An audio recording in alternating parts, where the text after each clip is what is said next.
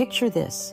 You're strolling through a sunny neighborhood garage sale, hunting for a bargain, when you pick up an item that seems like a steal, only to discover it holds a secret so dark it puts your life in danger. Welcome to Shocking Stories, where we uncover the chilling truths hiding in the most ordinary places.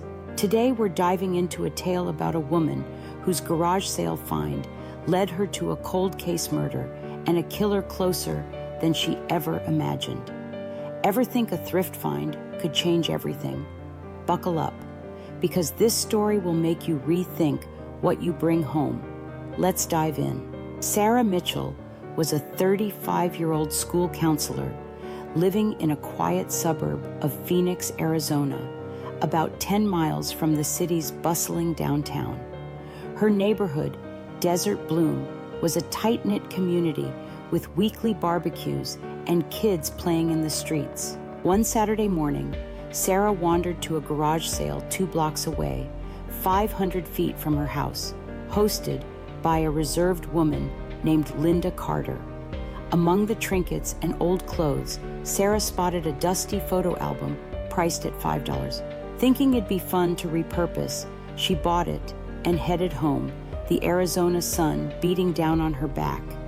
But what she found inside wasn't a treasure, it was a nightmare. That afternoon, Sarah flipped through the album in her living room, expecting faded family photos. Instead, she found Polaroids of a dimly lit room, showing a blood-stained carpet and a broken chair.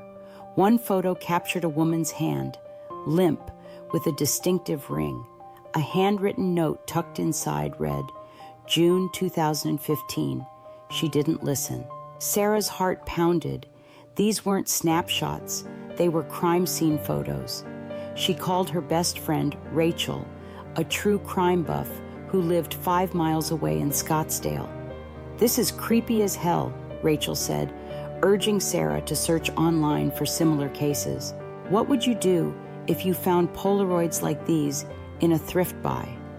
Sarah searched Phoenix Murder 2015, finding a news article about Emily Carter, a 32-year-old nurse killed in her home 2 miles from Desert Bloom. The article described a brutal stabbing with no arrests made. A photo of Emily showed her wearing the same ring from the Polaroid. Sarah's stomach churned. Emily Carter shared Linda's last name. Was Linda, the garage sale host, connected to the victim? Sarah drove back to Linda's house, 500 feet away, but Linda was gone. The sale cleared out. A neighbor mentioned Linda had moved in recently, keeping to herself. Sarah's unease grew. She decided to dig deeper, starting with the album's origins. Sarah contacted Rachel, who suggested hiring a private investigator. They reached out to Mike Torres, a PI based 15 miles away in Tempe, who specialized in cold cases. Mike confirmed the Polaroids matched police photos from Emily's case leaked online years ago. Someone wanted these found, Mike said. He traced Linda Carter to a rental agreement in Phoenix, noting she'd lived in Tucson, 110 miles south, until 2024. That night, Sarah noticed a car parked 100 feet from her house, its driver watching. Her phone buzzed with a text from an unknown number, "Leave the album alone." Her hands shook. Was Linda warning her or someone else? Ever feel like a bargain buy could pull you into a deadly mystery? Let's see where Sarah's search leads. You ever feel like you've stumbled onto something you were never meant to see, and now someone's watching your every move? That's where Sarah was, clutching a photo album filled with crime scene Polaroids, realizing it tied to a murder just 2 miles from her home. A threatening text and a mysterious seller had turned a garage sale find into a dangerous puzzle. Welcome back to Shocking Stories, where we're peeling back the layers of a Phoenix mystery that's only getting scarier. Ready to dive deeper? Because this story's about to take a violent turn. What would you do if you were targeted for what you found?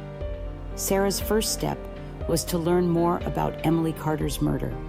Mike, the PI, pulled the 2015 case file, noting Emily had been stabbed in her living room with signs of a struggle. The police suspected a personal motive, but had no leads. Mike found a connection. Linda Carter was Emily's older sister, who'd left Phoenix after the murder, only returning months ago. Sarah's mind raced. Why would Linda sell the album? She visited the Phoenix Library, 8 miles away, to search old newspapers, finding an article quoting Linda, vowing to find justice. Was the album a cry for help or a trap? Sarah decided to confront Linda, tracking her to a small apartment 3 miles away in Glendale. Linda was cagey, claiming the album was sold by mistake. "You should have left it alone," she said, her eyes darting.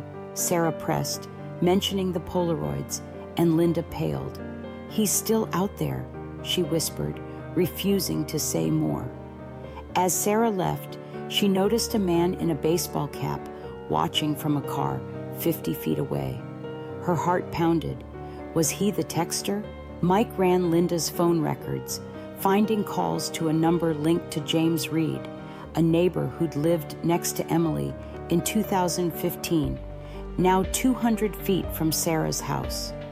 Was James the killer? Sarah and Mike staked out James's house, parking 150 feet away. James, a 45-year-old mechanic, was quiet, often seen tinkering in his garage. They saw him leave at dusk, carrying a duffel bag, and followed him to a storage unit 5 miles away in Mesa. Peeking through a window, Sarah spotted boxes labeled Emily. Her hands shook. James had kept trophies. As they left, the man in the baseball cap appeared, blocking their car. "You're digging in the wrong place," he growled, then fled. Sarah's phone buzzed. "Next time, you won't walk away." Mike urged her to go to the police, but Sarah wanted proof first. Sarah returned to the album, finding a hidden flap with a key taped inside. It matched a lockbox in Emily's old house, now vacant, 2 miles away. Against Mike's advice, Sarah sneaked in at midnight, using the key to open a basement lockbox. Inside were Emily's diary and a USB drive. The diary described James's obsessive behavior, hinting he'd stalked her. The USB had blurry footage of a man entering Emily's house the night she died. James's face was clear. Sarah's heart raced. She had evidence. As she left, headlights flashed 100 feet away. James's truck. Ever get that feeling you're holding proof that could get you killed? Let's see what happens when Sarah faces the truth. You ever feel like you're holding a ticking bomb where one wrong move could end everything? That's where Sarah was, gripping a diary and footage that could solve a murder, with a killer's truck closing in. A garage sale album had led her to a cold case, a desperate sister, and a neighbor who wasn't what he seemed. Welcome back to Shocking Stories, where we're about to uncover the final twist in a tale that turned a bargain into a fight for survival. Ready for the shock of a lifetime?